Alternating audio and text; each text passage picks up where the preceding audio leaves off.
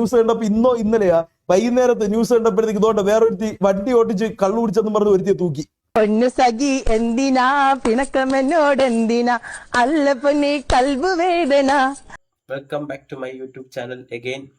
അപ്പം നമ്മളെ ഇന്നത്തെ പരിപാടി, ഇന്നത്തെ ചർച്ചാ വിഷയം എന്താണെന്ന് വെച്ചാൽ ഹെലനോ സ്പാർട്ട വെള്ളമടിച്ചിട്ട് വണ്ടി ഓടിച്ചു. അതാണ് ഇന്നത്തെ വിഷയം. അറിയാലോ, NH-66 നടുക്ക് കൊണ്ടുവന്ന് നിർത്തിയെന്നൊക്കെയാണ് പറയുന്നത്. NH-66 നടുക്ക് വെള്ളമടിച്ചിട്ട് നടുക്ക് കൊണ്ടുവന്ന് നിർത്തി. അപ്പം ഹെലനോ സ്പാർട്ട എന്ന് പറഞ്ഞാൽ അറിയാലോ, അത്യാവശ്യം നല്ല റീച്ച്, അത്യാവശ്യം നല്ല റീൽസും പിന്നെ യൂട്യൂബ് വീഡിയോസും ഒക്കെ ചെയ്യുന്ന ഒരു ഇൻഫ്ലുവൻസർ ആണ്. അപ്പം ഹെലനോ സ്പാർട്ട എങ്ങനെ ഹെലനോ സ്പാർട്ട എന്നൊക്കെ നല്ലോണം അറിയാമല്ലോ. അപ്പം ഞാൻ ഒരു കാര്യം പറയട്ടെ, ഈ ഒരു മാസവും ഇതിന്റെ ഒരു കഴിഞ്ഞ മാസവും എല്ലാ യൂട്യൂബർമാർക്കും ഇൻഫ്ലുവൻസർമാർക്കും നല്ല രീതിയിൽ പണി കെട്ടിക്കൊണ്ടിരിക്കുന്ന ഒരു മാസമാണ് നമ്മളെ കഴിഞ്ഞ മാസവും ഈ മാസവും. പ്രശ്നങ്ങളെന്ന് പറഞ്ഞാൽ പ്രശ്നങ്ങൾ മാത്രമേ ഉള്ളൂ യൂട്യൂബർമാർക്കും പിന്നെ ഈ ഇൻഫ്ലുവൻസർ എന്ന് പറഞ്ഞ് നടക്കുന്ന ആൾക്കാർക്കും. കുറെ പേരെ ഡ്രഗിൽ പൊക്കുന്നു, കുറെ പേരെ വെള്ളമടിച്ചിട്ട് പൊക്കുന്നു, കുറെ പേരെ വേറെ പ്രശ്നങ്ങൾ ഉണ്ടാക്കി പൊക്കുന്നു. എല്ലാരും ഇങ്ങനെ പൊങ്ങിക്കൊണ്ടിരിക്കുക. അപ്പം ഈ ഒരു കഴിഞ്ഞ 2 മാസം എല്ലാവർക്കും നല്ല രീതിയിൽ പണി കിട്ടിക്കൊണ്ടിരിക്കുകയാണ്. അപ്പൊ അതിന്റെ കൂട്ടത്തില് ഒരു പണി കിട്ടിയ ഒരാളാണ് നമ്മളെ ഹെലനോ സ്പാർട്ടയുടെ കാര്യം പറയുകയാണെങ്കിൽ വേണ്ട, കാണുന്ന ആൾക്കാർ ഇത്രയും. പിന്നൊരു കാര്യം, ഹെലനോ സ്പാർട്ടയ്ക്ക് തിരിച്ചും കുറെ ആൾക്കാർ ഇതിന്റെ പേരിൽ കുറെ പണി ഇട്ടിട്ടുണ്ട്. ഞാനൊരു കാര്യം പറയാം, നമ്മൾ ഒരാളെ, ഒരു വ്യക്തിപരമായിട്ട് ഒരാളെ ഊക്കുകയാണെങ്കിൽ അത് എപ്പോഴായാലും നമുക്ക് തിരിച്ച് കിട്ടും. നമ്മൾ കിട്ടുന്നത് മുതലാക്കും, നല്ല രീതിയിൽ തന്നെ മുതലാക്കി തന്നെ അവർക്ക് പണി കൊടുക്കും. അതിന് ഞാനായാലും ശരി, നിങ്ങളായാലും ശരി, കിട്ടിയ അവസരം മുതലാക്കാതെ വിടുന്ന ആൾക്കാരൊന്നുമല്ല നമ്മൾ. അപ്പൊ നമുക്ക് വീഡിയോയിലേക്ക് പോവാം. മദ്യപിച്ച് വാഹനം ഓടിച്ച ഇൻഫ്ലുവൻസർ SR ധന്യ, ഹെലനോ സ്പാർട്ട എന്നാണ് SR ധന്യ അറിയപ്പെടുന്നത്. വലിയ പ്രമുഖയായ ഇൻഫ്ലുവൻസറാണ്. അണങ്കൂരിൽ കഴിഞ്ഞ ദിവസം വാഹന പരിശോധനയ്ക്കിടെയാണ് ഈ സംഭവം ഉണ്ടാകുന്നത്. അതായത് ഈ FIR-ൽ പറയുന്ന പ്രധാനപ്പെട്ട കാര്യം എന്ന് പറയുന്നത്, നാഷണൽ ഹൈവേ 66-ൽ റോഡിന് നടുവിൽ ഈ വാഹനം നിർത്തിയിട്ടുന്നു. ഇത് കണ്ട് പോലീസുകാർ വന്ന് നോക്കുമ്പോൾ വാഹനം അമിത വേഗത്തിൽ ഓടിച്ചു പോകുന്നു. പിന്നീട് പോലീസ് ഇവരെ പിന്തുടർന്ന് ബന്ദിയോടുള്ള ഭഗവതി നഗറിൽ വെച്ച് പോലീസ് പിടികൂടുന്നു. പോലീസ് പിടികൂടി പരിശോധിച്ചപ്പോഴാണ് മനസ്സിലാകുന്നത് ഈ ഇൻഫ്ലുവൻസർ ഈ ധന്യ ഈ വാഹനം ഓടിച്ചത് മദ്യപിച്ച് വാഹനം ഓടിച്ചു, കുഴപ്പമില്ല, ആരെയും കൊണ്ടുവച്ച് ഇടിച്ച് കൊല്ലാതൊക്കെ ഇരുന്നാൽ മതിയായിരുന്നു. അതുകൊണ്ട് രക്ഷപ്പെട്ടു. എന്നിട്ട് പിന്നെ വേറൊരു കാര്യമുണ്ട്, അതിലൊക്കെ ഞാൻ വരാം. ഭയങ്കര ഡയലോഗൊക്കെ, ഭയങ്കര ന്യായീകരിക്കുന്ന ഒരു ഇതുണ്ട്, ഭയങ്കര ന്യായീകരണം. ഒരു കാര്യമില്ലാത്ത ഒരു ഉളുപ്പുമില്ലാതെ വന്നിട്ട് ന്യായീകരിക്കുന്ന. അത് പിന്നെ വരാം, നമുക്ക് ബാക്കി എന്നെ കണ്ടു നോക്കാം. മദ്യപിച്ചുകൊണ്ടാണെന്നുള്ള പരിശോധനയിൽ 86 കാണിച്ചു എന്ന് ഈ ഇതിൽ പറയുന്നുണ്ട്. പിന്നീട് നമുക്കറിയാൻ കഴിയുന്നത് ഈ വാഹനം അടക്കം വിട്ടു നൽകിയിട്ടുണ്ട്. ഫൈൻ ഈടാക്കിയതിനു ശേഷം വിട്ടു നൽകിയിരിക്കുകയാണ്. നമ്മൾ ഇതുമായി ബന്ധപ്പെട്ട് ഇന്ന് രാവിലെ പോലീസ് സ്റ്റേഷനിലൊക്കെ വിളിച്ചിരുന്നു. പക്ഷേ കൂടുതൽ വിശദാംശങ്ങൾ പറയാൻ അവർ തയ്യാറായിട്ടില്ല. ഇൻസ്പെക്ടറുമായി നമ്മൾ പലതവണ ബന്ധപ്പെടാൻ ശ്രമിച്ചെങ്കിലും അദ്ദേഹം ഫോൺ എടുക്കാൻ തയ്യാറായിരുന്നില്ല. അവസാന നിമിഷം ഞാൻ ഈ ലൈവിന് തൊട്ട് മുമ്പ് വിളിച്ചപ്പോഴും അദ്ദേഹം ഫോൺ കട്ട് ചെയ്യുകയാണ് ചെയ്തത്. എന്തുകൊണ്ടാണ് എടുക്കാത്തതെന്ന് അറിയില്ല, മറ്റെന്തെങ്കിലും തിരക്കുകളുണ്ടായിരിക്കും എന്നറിയില്ല. ഇതുമായി ബന്ധപ്പെട്ട് പോലീസിന്റെ ഭാഗത്തു നിന്ന് കൂടുതൽ വിവരങ്ങൾ ലഭിക്കുന്നില്ല. പക്ഷേ FIR വിവരങ്ങളെല്ലാം നമുക്ക് ലഭിച്ചിട്ടുണ്ട്. അതിൽ പറയുന്നത് ഇത് തന്നെയാണ്, വാഹനം റോഡിന് നടുവിൽ നിർത്തിയിട്ടുള്ളത്. അത് ഗുരുതരമായ ഒരു സംഭവമാണ്. പ്രത്യേകിച്ച് നാഷണൽ ഹൈവേ 66-ൽ, അതും പുലർച്ചെ സമയത്ത് ഈ 2 മണിയോട് കൂടിയാണ് ഈ വാഹനം പിടികൂടുന്നത്. അതിന് മുമ്പ് ആണ് ഇത്തരത്തിൽ ഈ ഏകദേശം 12 മണിക്ക് മുമ്പായിരിക്കണം ഇത്തരത്തിൽ വാഹനം ഈ നാഷണൽ ഹൈവേ 66-ൽ നിർത്തിയിടുന്നത്. മദ്യപിച്ച് വാഹനം ഓടിച്ചു എന്ന് പിന്നീട് കണ്ടെത്തുകയായിരുന്നു. ഇപ്പോൾ നമുക്കറിയാൻ കഴിയുന്നത് വാഹനമടക്കം വിട്ടു നൽകിയിട്ടുണ്ട്, ഫൈൻ ചുമത്തിയിട്ടുണ്ട് എന്നുള്ളത്. മദ്യപിച്ച് വാഹനം ഓടിച്ച് പോലീസുകാർ കണ്ടെത്തി, FIR-ന്റെ ഇതൊക്കെ കിട്ടി. പക്ഷെ അതിനെക്കുറിച്ച് കൂടുതൽ വിവരങ്ങളൊന്നും പോലീസുകാരൊന്നും പുറത്ത് വിടുന്നില്ല. ഇനി ഇതിന്റെ പുറകിൽ എന്തൊക്കെ പരിപാടിയാണെന്ന് അറിയാൻ വയ്യ.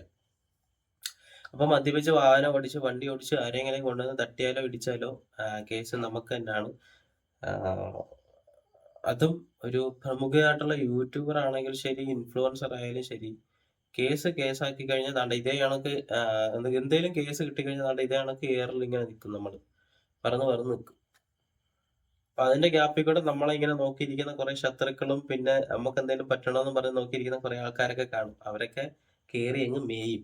പിന്നെ ഇതിന്റെ ഒരു ന്യായീകരണ വീഡിയോ ഈ ഹെലനോ സ്പാർട്ട ഇട്ടിട്ടുണ്ട്. ഒരു കാര്യമില്ല, എന്ത് ന്യായീകരിച്ചാലും ശരി. ഇനി വെള്ളം അടിച്ച ആളെ കൊണ്ടൊന്ന് ഇടിച്ച് കൊന്നാലും ഈ ഒരു ന്യായീകരണമായിട്ട് വരും. ഇങ്ങനത്തെ ആൾക്കാർ എപ്പോഴും ഇങ്ങനെയൊക്കെ തന്നെ. ഭയങ്കര ന്യായീകരണം എന്ന് ഫാൻസിനെ കാണിക്കാൻ വേണ്ടിയിട്ട്, കുറെ ഫോളോവേഴ്സിനെ കാണിക്കാൻ വേണ്ടിയിട്ട്. അപ്പൊ ഫോളോവേഴ്സും ഫാൻസുകാരൊക്കെ വന്നിട്ട് സാരല്ല പോട്ടെ, അറിയാതെ പറ്റിയില്ലെന്ന് പറഞ്ഞിട്ട് പോകും. എന്തോന്ന് അറിയാതെ പറ്റിയതാ, എന്തോന്ന് അറിയാതാന്നോ? എന്തെങ്കിലും സംഭവിച്ചായിരുന്നെങ്കിലോ, ആരെങ്കിലും കൊണ്ടുവച്ച് വേറെ എവിടെയെങ്കിലും കൊണ്ടുവച്ച് ഇടിച്ച് അങ്ങനെ വല്ല സംഭവിക്കുമായിരുന്നെങ്കിലോ? ന്യായീകരിക്കുന്ന വീഡിയോ നമുക്കത് കണ്ടു നോക്കാം ഗേസ്. പറയാം, വെരി വെരി വെരി സോറി. എന്റെ ഭാഗത്ത് നിന്ന് വന്ന വലിയൊരു മിസ്റ്റേക്ക് ആണത്. കാരണം ഒരു പരിപാടിന്റെ ഇടയിൽ ഞാൻ ഈ പറയുന്നത് പോലെ ഒരു ബിയർ അടിച്ചിട്ടുണ്ടായിരുന്നു.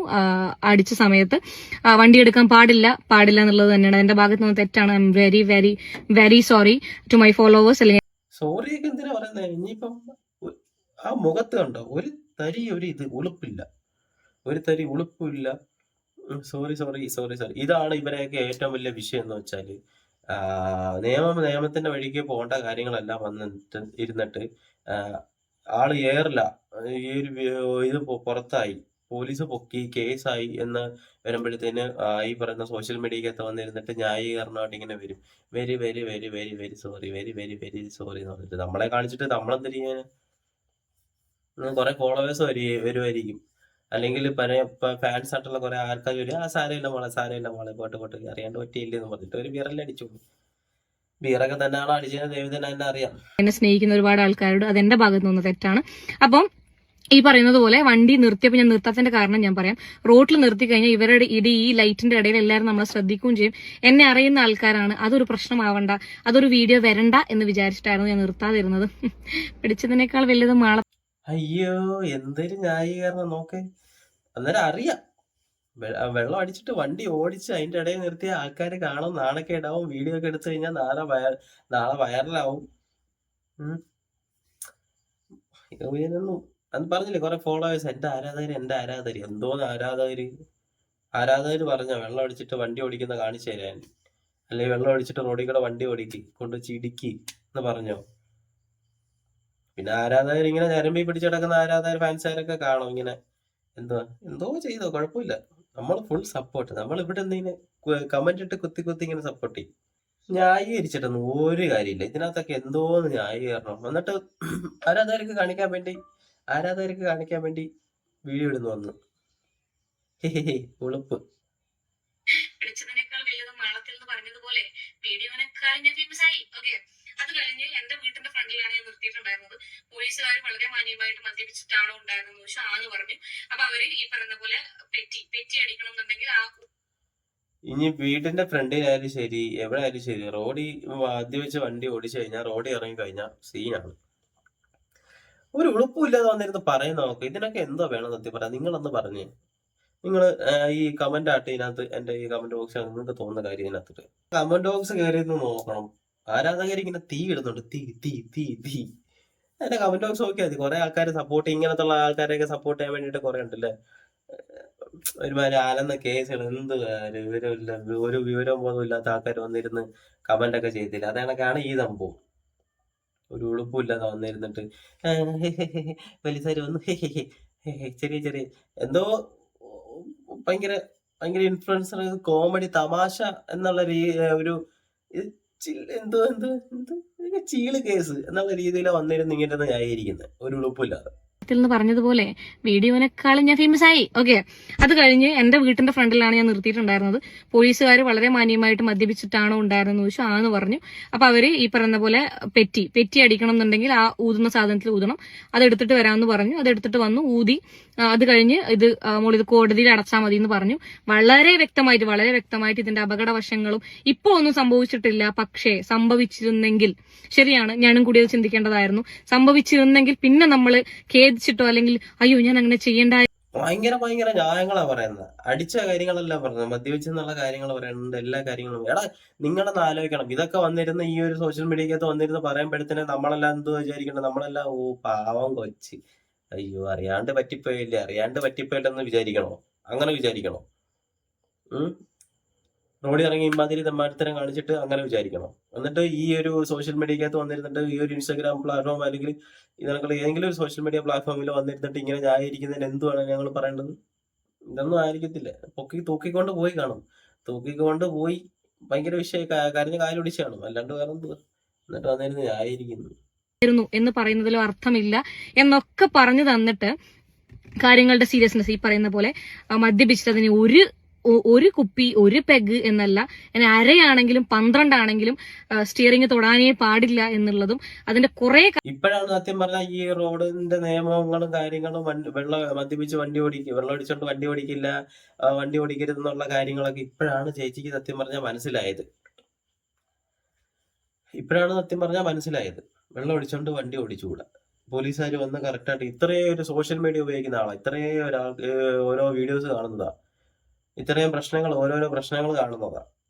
അവർക്ക് ഇൻഫ്ലുവൻസ് ചെയ്യാനുള്ള ഒരു ഇത് മാത്രമേ അവർക്ക് ആ ഒരു ബുദ്ധി മാത്രമേ കൊടുത്തിട്ടുള്ളതാണെന്ന് തോന്നുന്നത്. ബാക്കിയുള്ള ഇവിടുത്തെ നിയമം എന്താണെന്നോ ഇതെന്താണെന്നോ ബാക്കിയുള്ള കാര്യങ്ങൾ എങ്ങനെയാണെന്നോ അങ്ങനത്തെ ഒരു കാര്യങ്ങളും അറിയത്തില്ലെന്നാണ് സത്യം പറഞ്ഞാൽ ഇതിന്റെ അർത്ഥം. പോലീസുകാർ വന്ന് അങ്ങനെ പറഞ്ഞപ്പോഴാണ് എനിക്ക് മനസ്സിലായത്. സത്യം പറഞ്ഞാൽ എനിക്ക് മനസ്സിലായത്. ഇതിനകത്തൊക്കെ എന്ത് ഭംഗിയായിട്ട് അതിനെ ഒരു ന്യായീകരിക്കുന്നത്. പോലീസുകാർ മാന്യമായിട്ട് പെരുമാറി, അവര് മാന്യമായിട്ട് പെരുമാറി, ഇവര് മാന്യമായിട്ട് പെരുമാറി, പെറ്റിയടച്ചു. ഭയങ്കര മാന്യത, ഭയങ്കര ന്യായീകരണം. ഇങ്ങനത്തുള്ള ആൾക്കാരെ നമ്മൾ പ്രോത്സാഹിപ്പിക്കാതിരിക്കുക.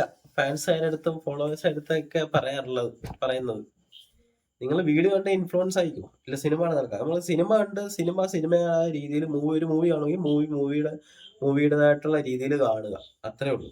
നമ്മളത് ഞരമ്പി കയറ്റിക്കൊണ്ട് നടക്കേണ്ട ഒരു കാര്യമില്ല. മനസ്സിലായോ? അപ്പൊ അതേകണക്കാണെങ്കിൽ ഇതേപോലുള്ള ആൾക്കാരെ ഒരിക്കലും സപ്പോർട്ട് ചെയ്യാനോ പ്രോത്സാഹിപ്പിക്കാനോ നിൽക്കേണ്ട ഒരു കാര്യമില്ല. നമ്മൾ പ്രോത്സാഹിപ്പിക്കുന്ന അനുസരിച്ചും നമ്മൾ സപ്പോർട്ട് ചെയ്യുന്ന അനുസരിച്ചും ഇവരിങ്ങനെ പൊങ്ങിക്കൊണ്ടിരിക്കും. പൊന്നു സഖി എന്തിനാ പിണക്കം എന്നോടെന്തിനാ, അല്ല പൊന്നി കൽബ് വേദന, എന്നെ കെട്ടി വീട്ടിലാക്കി നാട് വിട്ടതെന്തിനാ. ഇതാ ഞാൻ പറഞ്ഞത്, കിട്ടിയ വാക്കിനെ നമ്മളെ ആര് കെട്ടെന്ത് പണി കൊടുത്താലും ശരി, നമുക്കൊരു പണി കിട്ടുമ്പോഴത്തേന് ഈ വരുന്ന ആൾക്കാരെല്ലാം ഇങ്ങനെ സടകുടഞ്ഞ് എണീറ്റിട്ട് തിരിച്ചടിക്കാൻ തുടങ്ങും. അത് എല്ലാവരുടെ ജീവിതത്തിലുള്ളതാ, എല്ലാവർക്കും ഉള്ളതാ. അപ്പൊ കിട്ടുന്ന പണിയെല്ലാം ഏറ്റെടുക്കുക എന്നുള്ളതാണ് നമ്മളുടെ ഒരു വിധി. മനസ്സിലായോ? ഏത് യൂണിവേഴ്സ് അല്ലെ നമ്മളിത് എങ്ങോട്ടാണ് പൊയ്ക്കൊണ്ടിരിക്കുന്നത്? ഇതൊക്കെ ഏതാണ് യൂണിവേഴ്സ്? ഏതാണ് ഒരുത്തർ ഇതല്ലേ ലൈവൊക്കെ കിക്കില് ലൈവൊക്കെ ഓണാക്കി വെച്ചിട്ട് ഒരുത്തർ ഇരുന്ന് കല്ലടിക്കത്? ഇതൊക്കെ എന്തോടാ ഇവിടെ നടക്കണത്? ഇതൊക്കെ എന്തിനാണ് ഇവിടെ നടക്കുന്നത്? ഇന്ന് വൈകുന്നേരത്തെ ന്യൂസ് കണ്ടപ്പോ ഇന്നലെയാ വൈകുന്നേരത്തെ ന്യൂസ് കണ്ടപ്പോഴത്തേക്ക് ഇതുകൊണ്ട് വേറൊരുത്തി വണ്ടി ഓട്ടിച്ച് കള്ളു കുടിച്ചെന്ന് പറഞ്ഞ് ഒരുത്തിയെ തൂക്കി. കുറച്ച് നാളുകൾക്ക് മുമ്പ് നമുക്കെതിരെ തിരിഞ്ഞു വന്നവരാണ് ഇവരെല്ലാരും. കള്ളു കുടിച്ച് എന്തോ കുപ്പിയും കൊണ്ട് വണ്ടി ഓട്ടിച്ചെന്ന് എന്തോ പറഞ്ഞു കുറച്ചു മുമ്പ് ഒരുത്തിയെ പിടിച്ച്.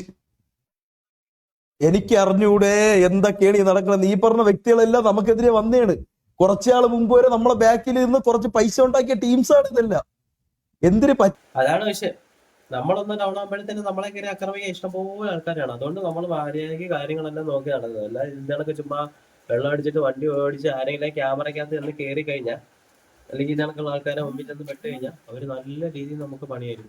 അപ്പൊ ഇങ്ങനത്തുള്ള കുറെ, ഞാൻ പറഞ്ഞില്ലേ നേരത്തെ പറഞ്ഞ കണക്ക്, ഈ ഒരു 2-3 മാസം കൊണ്ട് ഇൻഫ്ലുവൻസർമാർക്കും യൂട്യൂബർമാർക്കൊക്കെ ഓരോരോ പണികൾ ഇങ്ങനെ കിട്ടിക്കൊണ്ടിരിക്കുകയാണ്. ഓരോരോ പണികൾ ഇങ്ങനെ കിട്ടി അവരെല്ലാം ഏറിനകത്തോട്ട് ഇങ്ങനെ പൊയ്ക്കൊണ്ടിരിക്കുകയാണ്. അപ്പോൾ വീഡിയോ കണ്ട് ഇഷ്ടപ്പെടുകയാണെങ്കിൽ തീർച്ചയായിട്ടും നിങ്ങൾ ലൈക്ക് ചെയ്യുക, ഷെയർ ചെയ്യുക, കമന്റ് ചെയ്യുക. അപ്പോൾ അടുത്തൊരു വീഡിയോ കാണുന്നവരെല്ലാവർക്കും ഗുഡ് ബൈ.